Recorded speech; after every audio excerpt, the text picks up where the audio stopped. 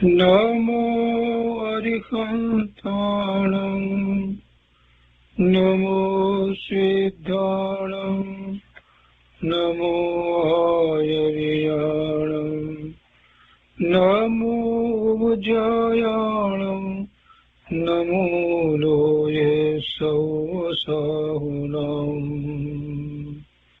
અસપંચનમોકારો સર્વપાવપનાશનો મંગલાણં ચ સૌવર્ચે પરમં અવૈમંગલં અજ્ઞાનતિમિરંધાનાં જ્ઞાનાંજનશલાકયા ચક્ષુન્મીલિतं येन તસ્મૈ શ્રીગુરુવે નમઃ મુખાદિવ્યાકુક્ષિરત્નં શબ્દજિતવર્યાત્મજં શ્રીરાજચन्द्रयहुं વन्दે તત્વલોચનદાયકં પ્રભુતત્વલોચનદાયકં.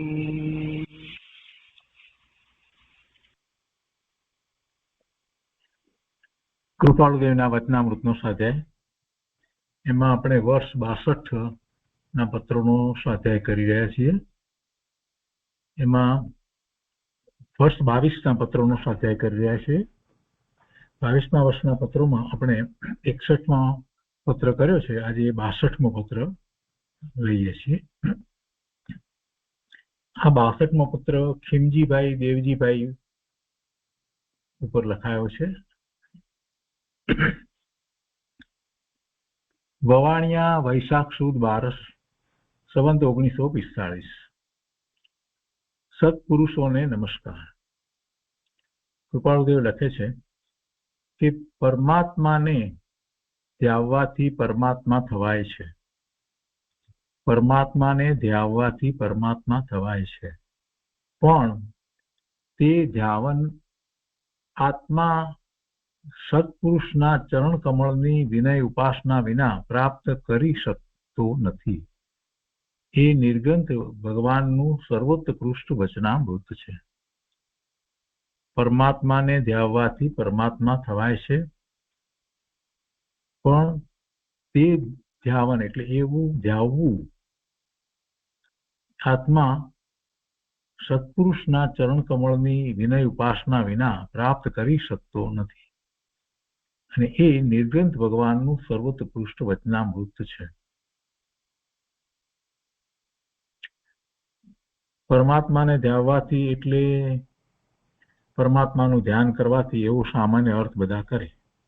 બરાબર છે, સારી વાત છે પરમાત્માનું ધ્યાન કરવું, પણ એ પરમાત્માનું ધ્યાન કઈ રીતે થાય કે જેથી કરી અને પોતાને અનુભૂતિ થાય? કેમ કે કેટલાકને તો એવો વિકલ્પ નથી હોતો. બસ ભગવાનનું ધ્યાન અમે કરીએ છીએ, એમ નથી હોતું કે પોતે ભગવાન આત્મા જ્ઞાન આનંદ સ્વરૂપ છે, એમાં એકાગ્રતા કરવાની છે ને એમ કરતા અનુભૂતિ થાય ત્યારે સમ્યક દર્શન થાય. એવો તો કેટલાક લોકોને ખ્યાલ જ નથી હોતો, એવો કન્સેપ્ટ પણ નહીં. ધ્યાન એટલે ભગવાનનું ધ્યાન જ હોય ને, બીજા કોનું ધ્યાન હોય? જૈનમાં જન્મ્યા હોય પણ ધ્યાનની વાતમાં લગભગ બધાને એમ છે કે ધ્યાન તો ભગવાનનું ધ્યાન કરવાનું. તો ભગવાનનું ધ્યાન શું કર્યું? ભગવાન પ્રત્યે તમને શું ભાવ થાય છે? જે ભાવ થાય છે તે અહોભાવ છે, તો એ તો શુભ ભાવ છે. તો એવા શુભ ભાવથી આત્માની અનુભૂતિ થાય એમ તો બને નહીં. પણ કેટલાકને એમ છે કે અનુભૂતિ કરીને આપણે શું કામ છે, બસ ભગવાનનું ધ્યાન કરીએ છીએ એટલે બસ આપણું કલ્યાણ થઈ જાય. કૃપાળુદેવે પણ એમ કહ્યું છે કે પરમાત્માને ધ્યાવવાથી પરમાત્મા થવાય છે. તમે પરમાત્મા એટલે તીર્થંકર પરમાત્મા કેવળી પરમાત્માનું ધ્યાન કરીએ છીએ એમ કરતા કરતા છેવટે પરમાત્મા થવાય. કોઈ બીજો વિચાર જ નથી કેવી રીતે થાય છે, શું છે. કૃપાળુદેવના શબ્દો જે છે એ શબ્દો પકડી અને જે આગળ ચાલે છે એ ઘણું બધું ગુમાવે છે. શબ્દોની સાથે કૃપાળુદેવ જે કહેવા માંગે છે આશય અને ભાવને પકડે તો જ કૃપાળુદેવમાંથી એ પામી શકે. ફક્ત શબ્દો પકડવાથી નહીં પ્રાપ્ત થાય. આમ સામાન્ય શબ્દ પકડી લે પરમાત્માને ધ્યાનવાથી પરમાત્મા થવાય છે, બસ. તો કૃપાળુદેવે કહ્યું છે અમે રોજ પરમાત્માનું ધ્યાન કરીએ છીએ. કેવી રીતે ધ્યાન કરો છો? તો પરમાત્માનું નામ લે છે અને પ્રભુને કેટલીક વખત તો એ પાછો એમાં વિનંતી કરતો હોય કે મારું કલ્યાણ થાય, એવી પ્રાર્થના કરતો હોય. એટલે એમાં તો આત્મામાં જવાની તો વાત જ ક્યાંથી રહી. પણ પરમાત્માને ધ્યાવવાથી પરમાત્મા થવાય છે એ વાત કઈ ખોટી તો ન હોય. કૃપાળુદેવે કરેલી વાત છે, તો એનો અર્થ શું થાય છે? શાંતિથી સમજીએ તો ખબર પડે ને. પરમાત્માનું ધ્યાન કરવું એટલે પહેલા તો પરમાત્માના સ્વરૂપનો વિચાર કરવો, સિદ્ધના સ્વરૂપનો અને અરિહંતના સ્વરૂપનો વિચાર કરવો. અને એવું સ્વરૂપ કેવું સ્વરૂપ છે જે એમણે જે પ્રાપ્ત કર્યું છે, એ પોતે પૂર્ણ દશાને પ્રાપ્ત કરી છે સિદ્ધ ભગવાને, તો કેવું સ્વરૂપ છે એ સ્વરૂપ મારું છે એવો નિર્ણય કરી અને પછી ધ્યાન થાય છે.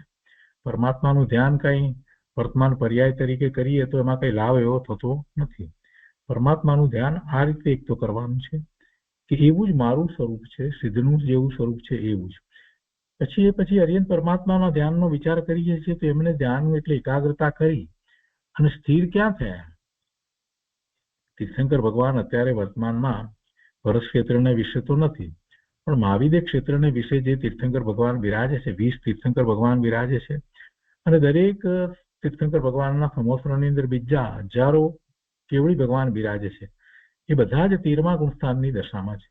તીર્થંકર ભગવાનને તો 13મું ગુણસ્થાન છે, પણ બીજા કેવળી જે છે તે બધાને પણ 13મું ગુણસ્થાન છે. તે બધા પોતે ક્યાં સ્થિર થયા છે? પોતાના સ્વરૂપને વિશે સ્થિર થયા છે. કોઈ બીજા અન્યને વિશે સ્થિર થયા છે? પોતાના સ્વરૂપને વિશે સ્થિર થયા છે. તો એમને ધ્યાન દ્વારા છેવટે એમની દશા અત્યારે કેવી છે? તો કે પોતાના સ્વરૂપમાં એકાગ્ર છે. તો સ્વરૂપમાં એકાગ્રતા છે. એ કઈ બીજા અન્ય અરિહંત કે બીજા અન્ય તીર્થંકર, બીજા સિદ્ધ ભગવાન એના સ્વરૂપમાં એકાગ્રતા કરે છે? એમ તો નથી. ભગવાન ધ્યાન કરે છે, આપણે એમ કહીએ કે ભગવાને પછી ધ્યાન કર્યું અને કેવળ જ્ઞાન પ્રગટ કર્યું, તો ભગવાને કોનું ધ્યાન કર્યું? શું ઋષભદેવ ભગવાનનું ધ્યાન મહાવીર સ્વામી ભગવાને કર્યું? મહાવીર સ્વામી ભગવાને ધ્યાન કર્યું, તપ કર્યું, બધી વાત કરે, પણ ધ્યાન કોનું કર્યું? શું એમની પહેલાથી પાર્શ્વનાથ ભગવાન થઈ ગયા તો એમનું ધ્યાન કર્યું? શું મુનિસુરત સ્વામીનું ધ્યાન કર્યું? શાંતિનાથ ભગવાનનું ધ્યાન કર્યું? કે ઋષભદેવ ભગવાનનું ધ્યાન કર્યું? કોનું ધ્યાન કર્યું? શાંતિથી વિચાર કરે તો ખબર પડે ને. અહીંયા પરમાત્મા શબ્દ મૂક્યો છે, તો પરમાત્માનું ધ્યાન કૃપાળુદેવે લખ્યું છે, તો વાત તો બરાબર છે, પરમાત્માનું ધ્યાન હોય, પણ સમજવાનું આ છે કે છેવટે એમણે જે પરમાત્મા જેને આપણે કહીએ છીએ, એમણે શું પ્રાપ્ત કર્યું છે? તો પોતાના સ્વરૂપમાં સ્થિરતા પ્રાપ્ત કરી છે. એટલે એમને હવે અવ્યાબાદ સુખ, શાંતિ, આનંદની દશા પ્રાપ્ત થઈ છે. એ પરમાત્મા છે. જેને આપણે એમ કહીએ કે અનંત ચતુષ્ટય પ્રગટ થયા છે, એ પરમાત્મા છે. જેમને અનંત જ્ઞાન, અનંત વીર્ય, અનંત સુખ, અનંત દર્શન પ્રગટ થયા છે, એ પરમાત્મા છે. તો આવું એમનું સ્વરૂપ છે, તો એમાં એ ક્યાં સ્થિર છે? તો સ્વરૂપને વિશે. તો એનો અર્થ જ એ થાય છે કે એમને જે ધ્યાન કર્યું, તો એ કોનું ધ્યાન કર્યું હોય? શુદ્ધ આત્માનું ધ્યાન કર્યું હોય, શુદ્ધ સ્વરૂપને વિશે જ એમણે એકાગ્રતા કરી હોય અને સ્થિર થયા હોય, અને એમ જ એમને પછી કેવળ જ્ઞાન થયું હોવું જોઈએ. આ વાત તો સમજાય એવી છે. એટલે પરમાત્માએ જે થયા છે, એમણે કોનું ધ્યાન કર્યું છે? સ્વરૂપમાં, પોતાના સ્વરૂપમાં સ્થિર થયા છે. તો હવે ધ્યાન કોનું છે? પોતાના સ્વરૂપમાં સ્થિર થયા છે, તો ધ્યાન કોનું છે? કોઈ પરનું ધ્યાન તો છે નહીં. કોઈ બીજા પરમાત્માનું ધ્યાન છે એવી તો કોઈ વાત નથી. આટલી વાત સમજાય તો ખ્યાલ આવે કે ઓહો, જેને આપણે પૂજીએ છીએ, જેમની દિવ્ય ધ્વનિ દ્વારા આપણે જ્ઞાન પ્રકાશ પામીએ છીએ, એમણે ધ્યાન કોનું કર્યું? પોતાના શુદ્ધ સ્વરૂપનું ધ્યાન કર્યું. હવે એ વાતને સમજી અને હવે અહીંયા કૃપાળુદેવ જે કહે છે કે પરમાત્માને ધ્યાવવાથી પરમાત્મા થવાય છે, તો પોતાનું પરમાત્મા સ્વરૂપ છે એને ધ્યાવવાથી પરમાત્મા થવાય છે. એ વાત એમાંથી આપણને પ્રાપ્ત થાય છે.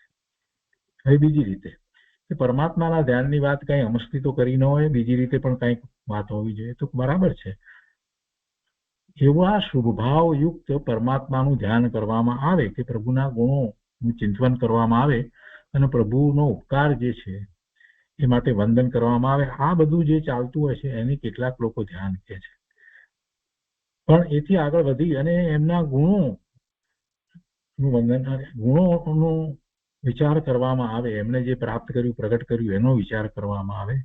અને એવું કેમ એ કરી શક્યા છે કે એમનું શુદ્ધ સમાન શુદ્ધ સ્વરૂપ હતું, એવો નિર્ણય કરી અને એ કરી શક્યા છે. તો એવો નિર્ણય કરી અને હું પણ મારા સ્વરૂપ તરફ વળી શકું છું, એમ અંદરમાં ભાવ આવવો જોઈએ. એટલે એને માટેની એક આખી પ્રક્રિયા છે. મહાપુરુષોએ એની વિધિ બતાવી છે, જેને રૂપસ ધ્યાન કહેવામાં આવે છે. મંદિરમાં જઈએ છીએ તો પ્રતિમાની સામે બેસીએ છીએ અને એ પ્રતિમા છે, એમાં તો પ્રતિમા તો ધાતુની કે પથ્થરની હોય છે, પણ એની અંદર તો ભગવાનની તીર્થંકરતા એ અવસ્થાનો નિક્ષેપ કરવામાં આવ્યો છે. એટલે એ પ્રતિમાને જોતા આપણે ભગવાનની તીર્થંકર અવસ્થાનો વિચાર કરીએ છીએ. અને ભગવાનની તીર્થંકર અવસ્થા કે જેમાં એ પોતે પોતાના સ્વરૂપમાં સ્થિર થયા છે, એવી અવસ્થાનો જ્યારે વિચાર કરીએ છીએ અને એને એમને વંદન કરીએ છીએ, આ બધું કરીએ છીએ, અને પછી એવું જ મારું સ્વરૂપ છે એમ કરી અને આપણે પોતાના સ્વરૂપ તરફ વળીએ છીએ. અને પ્રભુની આજ્ઞા એમ જ છે કે તું પણ શુદ્ધ છો તો તારા શુદ્ધ સ્વરૂપ તરફ વળી જા.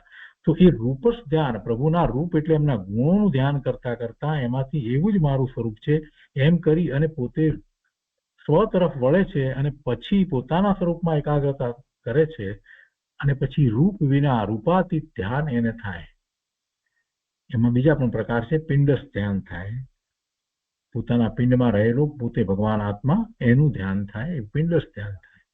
એટલે એમ પરમાત્માને ધ્યાવવાથી પરમાત્મા થવાય છે. આ એક વાક્ય કહ્યું છે, પણ એમાં તો ઘણો મોટો પુરુષાર્થ છે, ઘણી મોટી સમજ છે.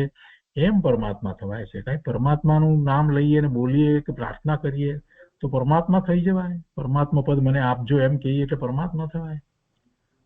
બહુ વિચાર કરવાનો છે. ધ્યાન બાબતમાં બહુ સમજવાની વાત છે.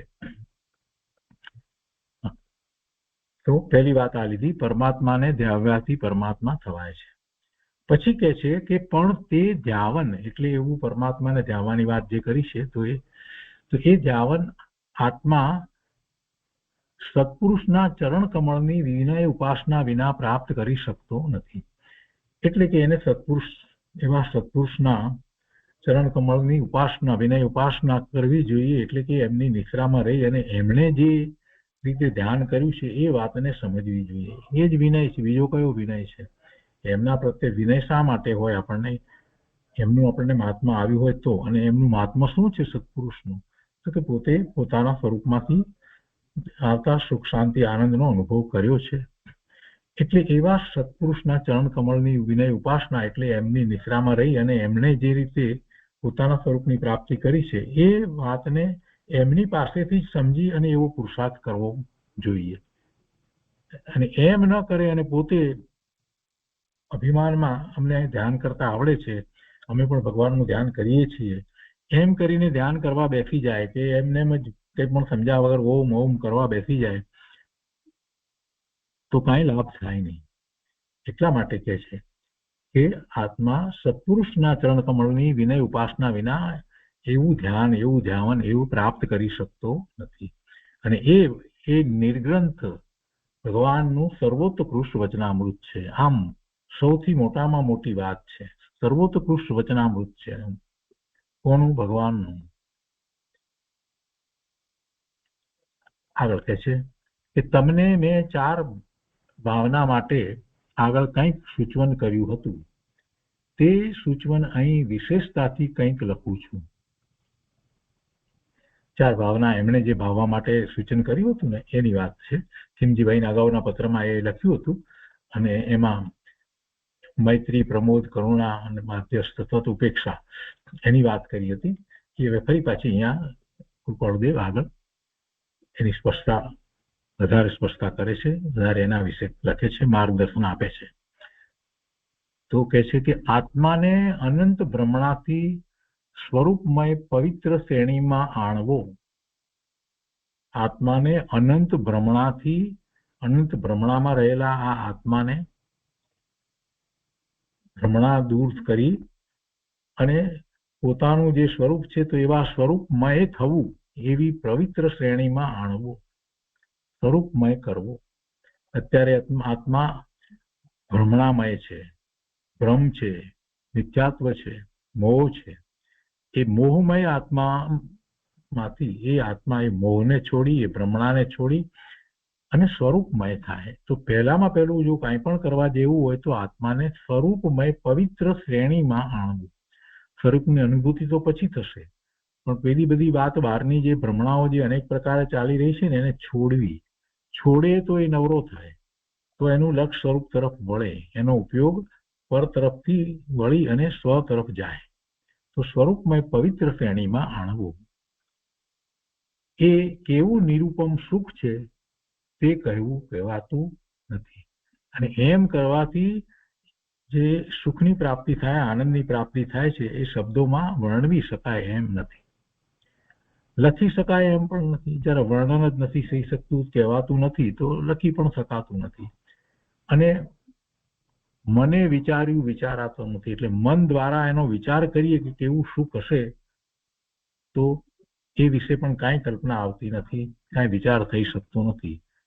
તો પછી એ સુખ છે જેને નિરૂપમ કહ્યું, એટલે કે જેને કોઈ ઉપમા આપી ન શકાય એવું સુખ કયું છે. તો એ સુખ કેવું? ભાઈ, એ સુખ તારે અનુભવવું જ પડે, બીજી કોઈ રીત નથી. એની કોઈની ઉપમા આપી શકાય એમ નથી.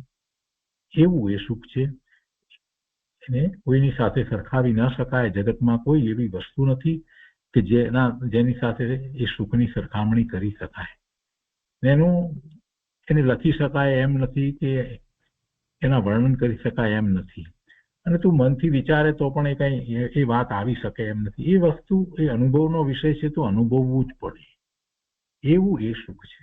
અને બધા જ મહાપુરુષોએ કહ્યું છે કે આત્મામાંથી પ્રાપ્ત થતું સુખ જે છે એ અનુપમ છે, નિરૂપમ છે, કોઈને ઉપમા એની પર આપી શકાતી નથી.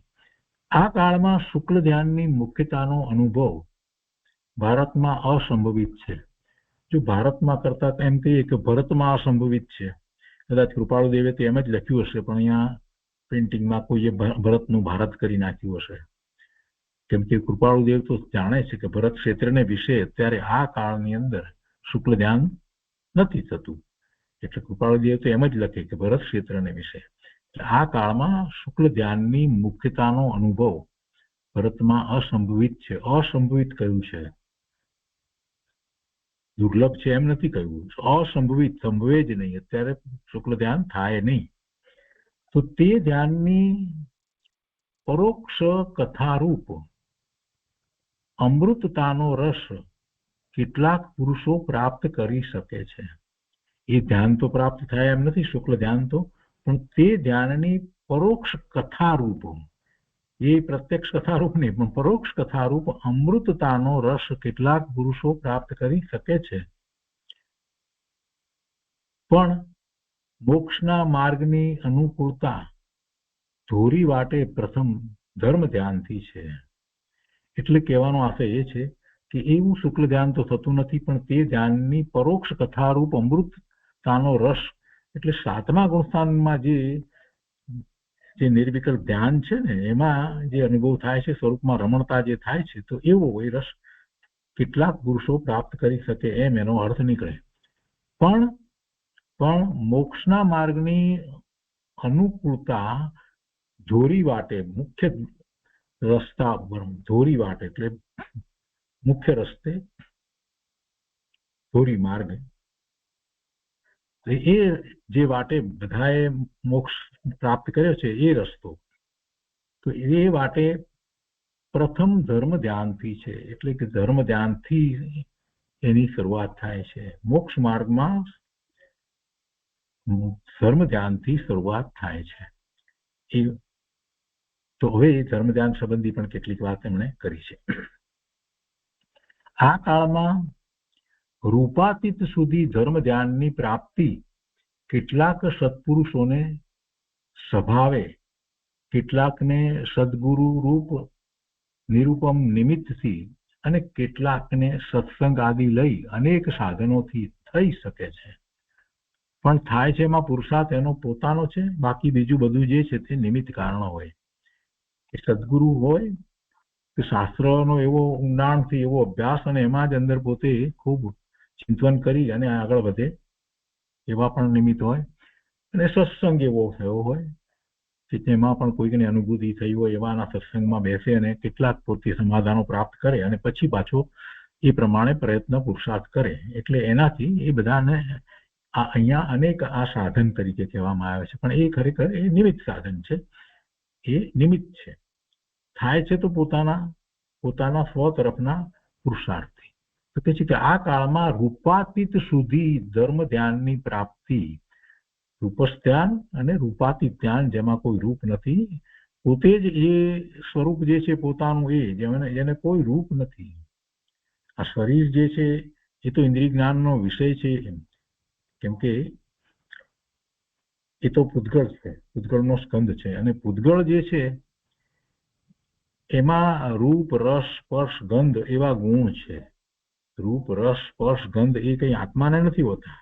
આત્માને કોઈ રૂપ હોતું નથી કે જેથી કરીને એ ચક્ષુ ઇન્દ્રિયનો વિષય બને. આંખ દ્વારા જે આપણને રૂપ દેખાય છે એ શું છે?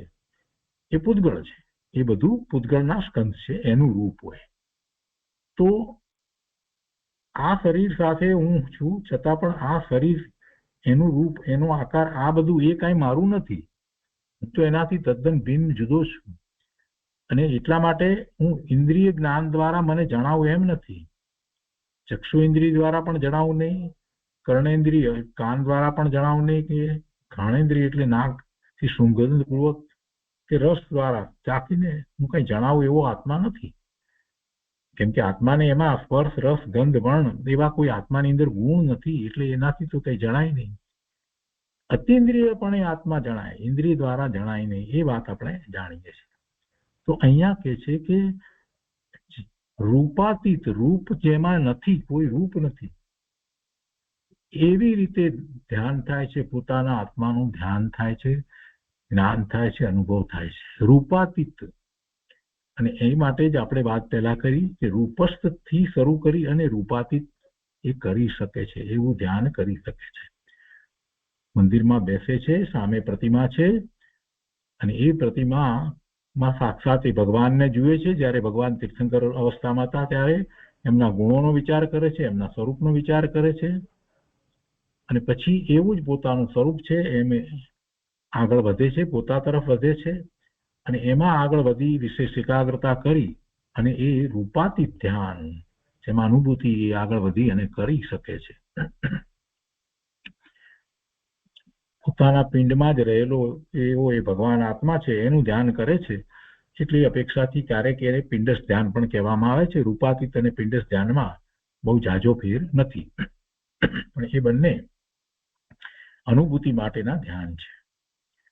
તો કે છે કે આ કાળમાં શુક્લ ધ્યાનની મુખ્યતાનો અનુભવ ભરત ક્ષેત્રને વિશે નથી, ભારતમાં સંભવિત છે, અને તે ધ્યાનની પરોક્ષ કથારૂપ અમૃતતાનો રસ કેટલાક પુરુષો પ્રાપ્ત કરી શકે છે. જેમાં આપણે એમ કહી શકીએ કે 7મા ગુણસ્થાનની દશાની અંદર એવું, કારણ કે શુક્લ ધ્યાનની વાત લેવી છે ને એટલે. પણ મોક્ષના માર્ગની અનુકૂળતા ધોરી વાટે એટલે રાજમાર્ગે, મુખ્ય માર્ગે પ્રથમ ધર્મ ધ્યાનથી થાય છે, ત્યાંથી શરૂઆત થાય છે મોક્ષ માર્ગની. અને એ ધર્મ ધ્યાનની અંદર હવે એમાં કહે છે કે આ કાળમાં રૂપાતીત સુધી ધર્મ ધ્યાનની પ્રાપ્તિ કેટલાક સત્પુરુષોને સ્વભાવે, કેટલાકને સદગુરુ રૂપ નિરૂપમ નિમિત્તથી, અને કેટલાકને સત્સંગ આદિ લઈ અનેક સાધનથી થઈ શકે છે. સાધન એટલે એ નિમિત્ત કારણ છે, બાકી પુરુષાર્થ પોતાનો છે. પણ તેવા પુરુષો નિર્ગ્રંથ મતના, એવા પુરુષો નિર્ગ્રંથ મતના એટલે એવા મુનિ વગેરે, એ તો લાખોમાં પણ કોઈક જ નીકળી શકે છે. જેમને એવી દશા 7મા ગુણસ્થાન જેવી થઈ હોય એવા મુનિ નિર્ગ્રંથ તો કોઈક જ હોય, લાખોમાં કોઈક જ નીકળી શકે છે. ઘણે ભાગે તે સત્પુરુષો ત્યાગી થઈ એકાંત ભૂમિકામાં વાસ કરે છે. કેટલાક બાહ્ય અત્યાગને લીધે સંસારમાં રહ્યા છતાં, એટલે કે જેમની દશા સમ્યક્ત્વની છે, મુનિ દશા અંગીકાર નથી કરી અને સંસારમાં રહ્યા છે, અને કંઈક સાથે કઈ ચારિત્ર હોય તો પાંચમા ગુણસ્થાનની દશા હોય, એટલે અંતરંગ દશા એવી હોય તો એને પણ અહીંયા લેવામાં આવ્યા છે કે જેમની સાથે સત્સંગ વગેરે કરી નિશ્રામાં રહી અને જીવ આવો પુરુષાર્થ કરી શકે છે, એટલા માટે એ વાત કીધી છે. કેટલાક બાહ્ય અત્યાગને લીધે, બાહ્યમાં ત્યાગ નથી એટલે સંસારમાં રહ્યા છતાં સંસારીપણું જ દર્શાવે છે. પહેલા પુરુષનું મુખ્ય ઉત્કૃષ્ટ અને બીજાનું ગૌણ ઉત્કૃષ્ટ જ્ઞાન પ્રાય કરીને ગણી શકાય. એકાંત ભૂમિકામાં જે વાસ કરે છે એવા સત્પુરુષો ત્યાગી થઈ એકાંત ભૂમિકામાં વાસ કરે છે. કેટલાક બાહ્ય અત્યાગને લીધે સંસારમાં રહ્યા છતાં સંસારીપણું જ દર્શાવે છે. સંસારમાં રહ્યા છતાં સંસારીપણું જ દર્શાવે છે. બાહ્ય અત્યાગને કારણે આપણને સંસારીપણું લાગે છે એમ કહેવાનો અર્થ છે. એમનું એવું સંસારીપણું દેખાય છે. છેલ્લે લીધા છે સત્પુરુષ. પહેલા પુરુષનું મુખ્ય ઉત્કૃષ્ટ અને બીજાનું ગૌણ ઉત્કૃષ્ટ જ્ઞાન, ગૌણપણે ઉત્કૃષ્ટ જ્ઞાન પ્રાય કરીને ગણી શકાય.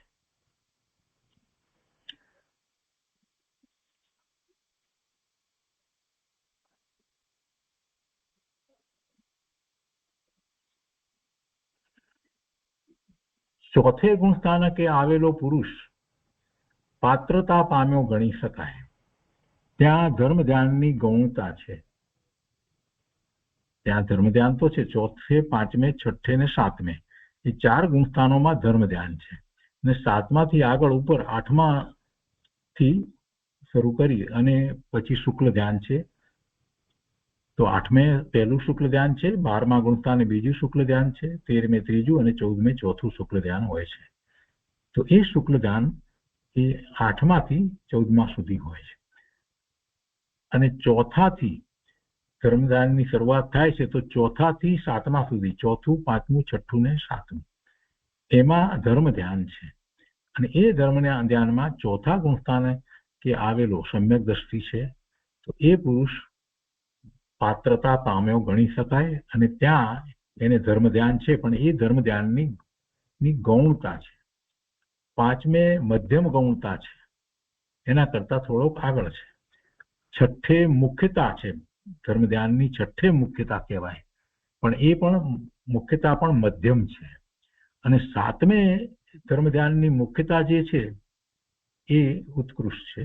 ધર્મ ધ્યાનની મુખ્યતા ઉત્કૃષ્ટ, ધર્મ ધ્યાન ઉત્કૃષ્ટ, ધર્મ ધ્યાન સાતમે હોય છે એટલે સાતમે મુખ્યતા છે. આપણે ગૃહવાસમાં સામાન્ય વિધિએ પાંચમે ઉત્કૃષ્ટે તો આવી શકીએ.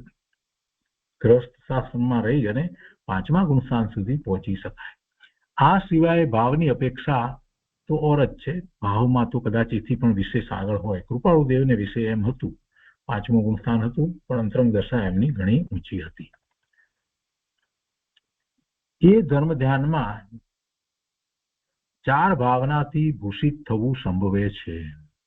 જે ધર્મ ધ્યાનમાં પ્રવર્તવા માંગે છે, ચોથા ગુણસ્થાન, પાંચમા કે પછી આગળ વધીને મુનિ દશા અંગીકાર કરે તો સાતમું અને છઠ્ઠું ગુણસ્થાન આવે તો એને માટે એને કેવી રીતે આગળ વધવું એનું માર્ગદર્શન આપ્યું છે. એમાં એમને કૃપાળુદેવે આ ભાવનાની વાત, આ રીતે ભાવનાની વાત લીધી છે. પેલી 12 અનુપ્રેક્ષાની વાત અહીંયા નથી. અહીંયા કહે છે કે એ ધર્મ ધ્યાનમાં 4 ભાવનાથી ભૂષિત થવું સંભવે છે. એ ધર્મ ધ્યાનની અંદર આ સાથે હોય છે, અથવા તો એ ધર્મ ધ્યાનમાં આવવા માટે જે જીવ સમ્યક્ત્વની સન્મુખ થયેલો જીવ હોય એને આ ભાવનાથી ભૂષિત થવું, આ ભાવનાથી શહીદ થવું એ સંભવે છે. પહેલું મૈત્રી, તો સર્વ જગતના જીવ ગણી નિર્વૈર બુદ્ધિ. અગાઉ આવી ગયું છે આ, એમને ખેમજીભાઈ ઉપર પહેલા એ લખ્યું છે. સર્વ જગતના સર્વ જીવ ભણી નિર્વૈર બુદ્ધિ, કોઈ પ્રત્યે વેરભાવ હોય નહીં. જગતના બધા જ જીવ, કોઈ જીવ પ્રત્યે વેરભાવ ન હોય, દ્વેષનો ભાવ પણ ન હોય. બીજું પ્રમોદ, પ્રમોદ અંશ માત્ર પણ કોઈનો ગુણ નિરખીને રોમાંચિત ઉલ્લસવા, પોતે કોઈનો પણ નાનો પણ ગુણ જોઈ અને એથી હર્ષિત થાય એટલે એનાથી ઉલ્લાસ પામે એવો પ્રમોદ હોવો જોઈએ. બીજાના ગુણને જોઈને આપણને પ્રમોદ થાય, બીજાના ગુણને જોઈ અને આપણને એને બિરદાવવાનું મન થાય, એનાથી આપણને હર્ષ થાય, ઈર્ષા ન થાય. બીજાના ગુણને જોઈને કેટલાકને ઈર્ષા થાય, કેટલાકને પ્રમાદ હોય, એટલે કે હોય એને ગુણ હોય તો હોય, એમાં આપણે શું છે, પોતે તો કાંઈ પ્રગટ કરવા માંગે નહીં, એ તો આળસુ પ્રમાદી પોતા બીજી વસ્તુમાં જ મગ્ન રહે. અને કેટલાકને તો વિરોધ થાય, એ પેલાને પ્રગટ થયા છે ગુણ, તો એ ગુણને કારણે એની પ્રતિષ્ઠા વધતી જોઈ અને ખૂબ ખૂબ એને અંદરમાં એટલી બધી ઈર્ષા અને એની સાથે તીવ્ર એવો દ્વેષનો ભાવ પડ્યો હોય તો એનો વિરોધ પણ કરે. એટલે આવું તો જગતમાં આપણે જોઈએ છીએ કે બીજાના ગુણને જોઈ અને આપણને ખરેખર અંદરમાંથી આનંદ થાય એવું ક્યારે બને? ખરેખર આનંદ થવો જોઈએ, પ્રમોદ. અને એ પણ નાનો ગુણ હોય તો પણ કહે છે કે અંશ માત્ર પણ કોઈનો ગુણ નિરખી અને રોમાંચિત ઉલ્લસવા. ત્રીજું, કરુણા.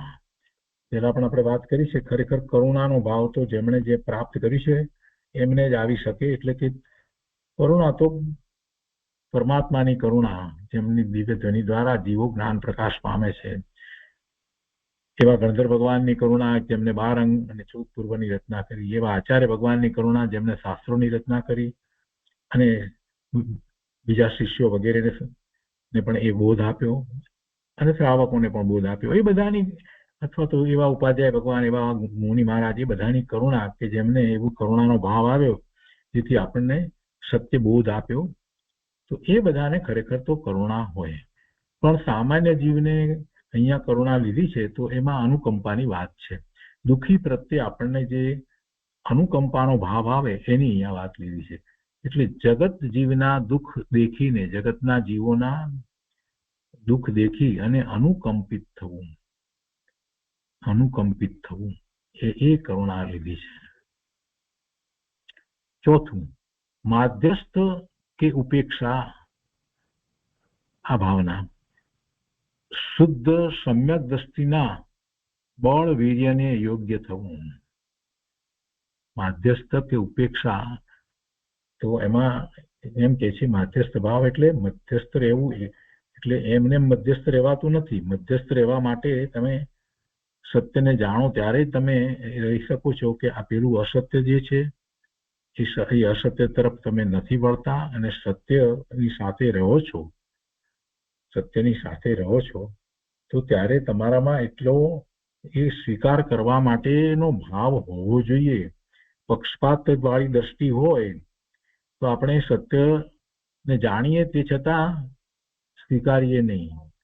મધ્યસ્થતા હોવી જોઈએ. પોતાની જે મતિ કલ્પના જે છે, પોતે પહેલા માન્યતા જે કરતો હોય, અથવા તો પોતાના કુટુંબમાં જે પ્રણાલિકા વગેરે ચાલ્યા આવતા હોય તે ખોટા હોય તો એને છોડવા માટે એટલો મધ્યસ્થ ભાવ હોવો જોઈએ કે ના, એ ખોટું છે અને આ મહાપુરુષ કહે છે એ સાચું છે. પણ એવું બહુ ઓછા લોકો કરી શકે છે. પોતાના કુટુંબ વગેરેમાં જે ચાલી આવતી પ્રણાલિકાઓ જે છે એને બહુ ઓછા લોકો છોડી શકે છે, કેમ કે એટલો મધ્યસ્થ ભાવ નથી. મધ્યસ્થ ભાવમાં ન્યાય છે, એમાં ન્યાય છે અને સાથે સાથે વિવેક છે કે સાચું શું છે, ખોટું શું છે, એવો વિવેક છે. ત્યારે મધ્યસ્થ ભાવ હોય. અને એવો મધ્યસ્થ ભાવ હોય તો સાથે જે અસત્ય છે, ખોટું છે, એના પ્રત્યે ઉપેક્ષાનો ભાવ પણ હોય. મધ્યસ્થ કે ઉપેક્ષા એમ અહીંયા લેવાનું છે. શુદ્ધ સમ્યક દ્રષ્ટિના બળ વીર્યને યોગ્ય થવું. એટલે એનો અર્થ જે કાઢ્યો કૃપાળુદેવે એ આ રીતે કાઢ્યો કે જેવું સમ્યક દ્રષ્ટિ જે છે એનું બળ વીર્ય જે છે એને કેવું હોય, એને યોગ્ય પોતાની દશા થવી. એને તો મધ્યસ્થ ભાવ જ હોય, એને તો ન્યાય જ હોય સમ્યક દ્રષ્ટિને. તો એના જેવું પોતાને એવી યોગ્યતા થવી. તો 4 તેના આલંબન છે. આ રીતે વાત લીધી છે. ધ્યાનમાં 4 ભાવનાથી ભૂષિત થવું સંભવે છે અને કહે છે કે 4 તેના આલંબન છે, 4 તેની રુચિ છે, 4 તેના પાયા છે. એમ અનેક ભેદે વહેંચાયેલું ધર્મ ધ્યાન છે.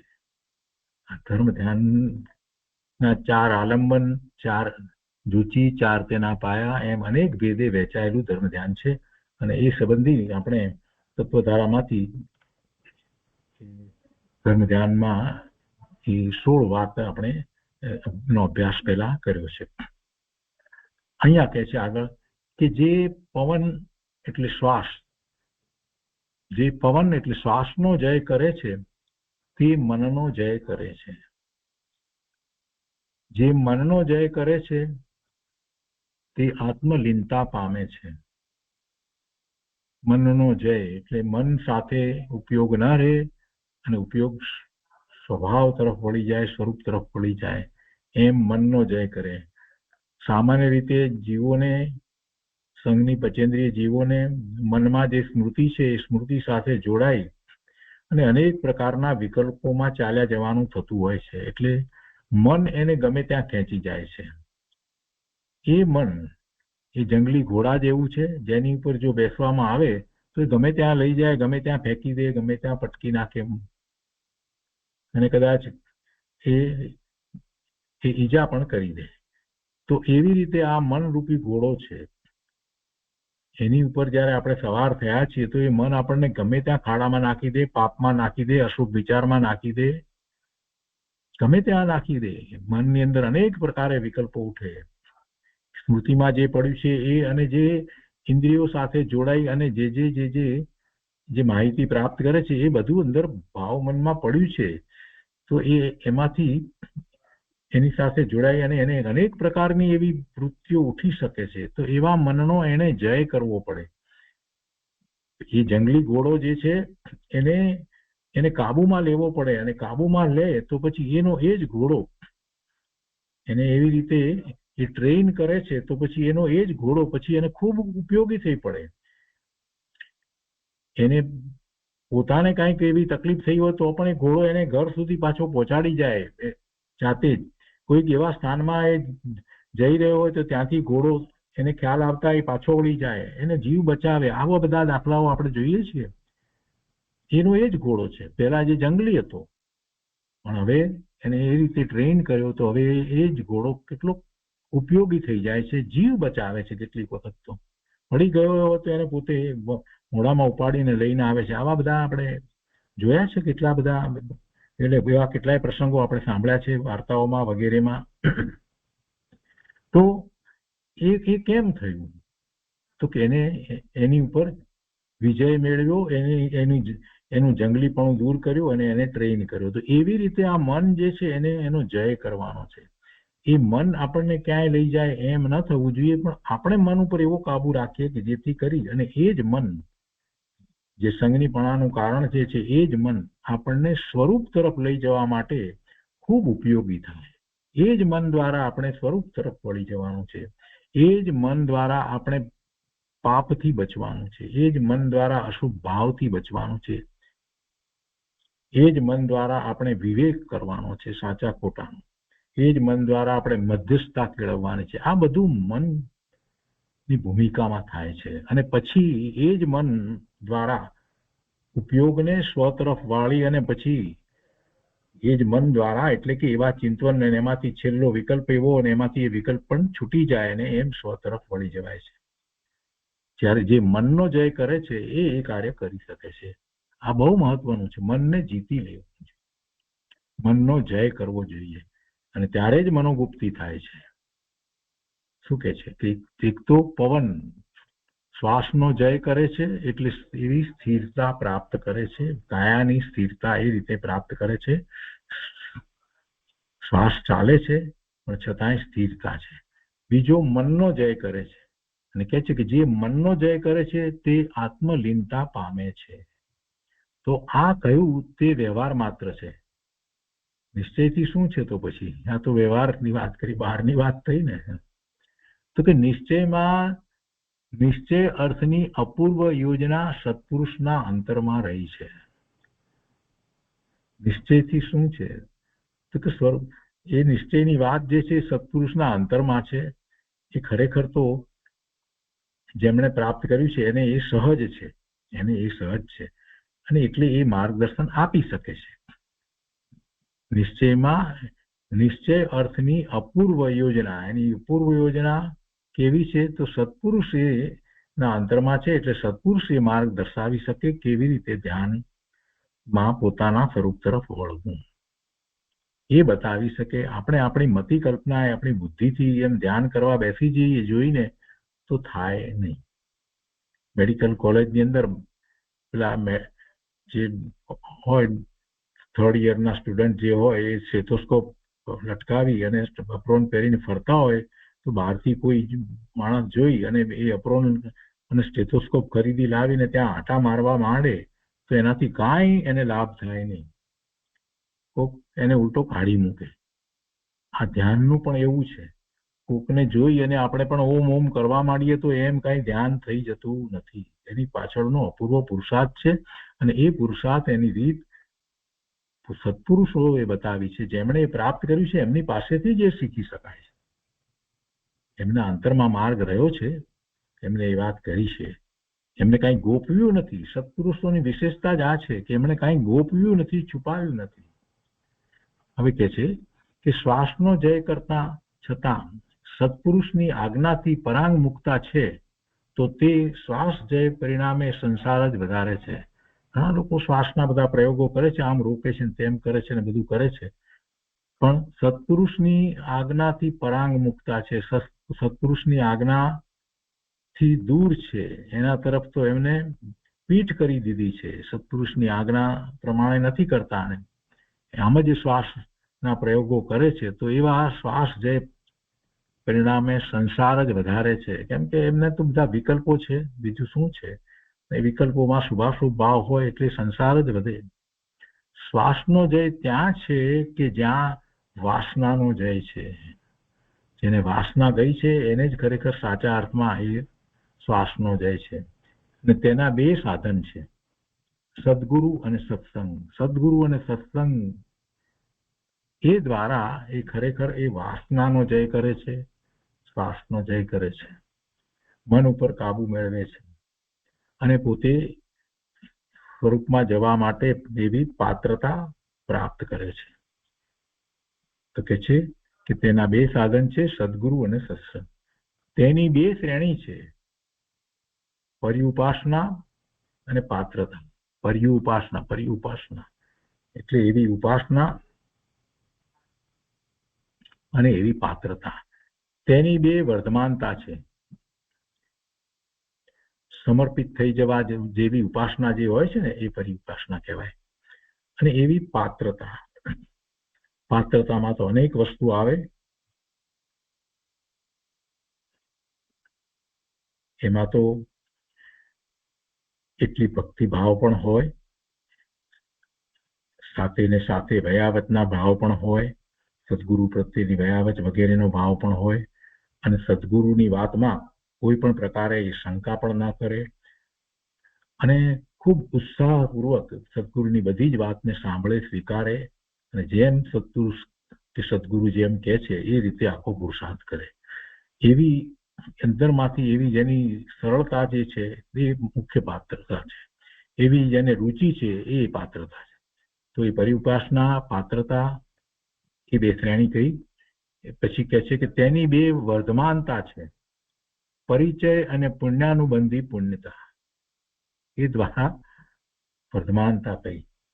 પરિચય, કોનો પરિચય? ધર્મનો, ધર્મની ભાવનાનો, ધર્મ ભાવનામાં જે રહ્યા છે એનો, અને સાથે પુણ્યાનુબંધી પુણ્યતા. એના દ્વારા એ પ્રાપ્ત થાય છે. જીનવાણી પ્રાપ્ત થવાનું કારણ શું છે? એવા જીનવાણીને સમજાવનારા પ્રાપ્ત થવાનું કારણ શું છે? અને એવી જીનવાણીની સમજ પડે એટલી બુદ્ધિ પ્રાપ્ત થવાનું કારણ શું છે? તો એવો પુણ્યાનુબંધી પુણ્યનો ઉદય. અને પછી કહે છે કે સઘળાનું મૂળ આત્માની સત્પાત્રતા છે. બધાનું મૂળ કારણ તો આત્મામાં જ એવી પાત્રતા ભરી પડી છે. એનો નિર્ણય કરવો જોઈએ કે હું તો ભગવાન આત્મા જ્ઞાન આનંદ સ્વરૂપ છું અને હું સક્ષમ છું. સમ્યક દર્શનથી શરૂ કરી અને સિદ્ધ દશા પ્રગટ કરવા માટે હું સક્ષમ છું. હું પરાધીન નથી. આ મૂળ વાત છે. એ સત્પાત્રતા છે. ઝઘડાનું મૂળ આત્માની સત્પાત્રતા. આત્મામાં તો કોઈ મલિનતા છે જ નહીં, પણ એવો નિર્ણય હોય એને છે ને, જેને નિર્ણય જ નથી કે પોતાનો આત્મા શુદ્ધ છે, પૂર્ણ છે, પવિત્ર છે, એને ક્યાં સત્પાત્રતા છે? આત્મા ત્રિકાળ ત્રણેય કાળે એ તો શુદ્ધ પૂર્ણ પવિત્ર જ છે, એટલે એ તો પાત્ર જ છે. એ સત્પાત્રતા એને તો છે જ, સદાય છે, ત્રણેય કાળે છે. પણ એ કોને છે? કે જેને એવો નિર્ણય છે એને છે. જેને એવો નિર્ણય થયો છે અને એ સ્વરૂપ તરફ વળે છે, એનો પુરુષાર્થ કરે છે, એને એ પાત્રતા છે. એટલે મૂળ તો આત્માની સત્પાત્રતા છે. કૃપાળુદેવ આગળ લખે છે કે અત્યારે એ વિષય સંબંધી એટલું લખું છું, પછી વધારે વિશેષ વાત લખવાના છે. અને પછી લખે છે કે દયાળભાઈ માટે પ્રવીણ સાગર રવાને કરું છું. પ્રવીણ સાગર ગ્રંથ. પ્રવીણ સાગર સમજીને વંચાય તો દક્ષતા વાળો ગ્રંથ છે, નહીં તો અપ્રશસ્ત છંદી ગ્રંથ છે. અન્ય મતનો ગ્રંથ છે. અને પ્રવીણ સાગર ગ્રંથને જરાક કુશળતાપૂર્વક ધ્યાન રાખીને વંચાય, દક્ષતા વાળો એટલે સમજીને વંચાય તો ઠીક છે, નહીતર પછી અશુભ અપ્રશસ્ત છંદી એટલે કદીક પ્રકારની બીજી છંદે ચડી જાય, જે જરૂરી ન હોય એવી બધી વાતમાં, એવો એ ગ્રંથ છે. તો એમ કરી અને એ અહીંયા પત્ર પૂરો થયો. તો આજનો સ્વાધ્યાય આપણે અહીંયા સુધી રાખીએ છીએ. 62મો પત્ર કિમજીભાઈ પ્રત્યે જે લખાયો એના સુધી રાખીએ છીએ.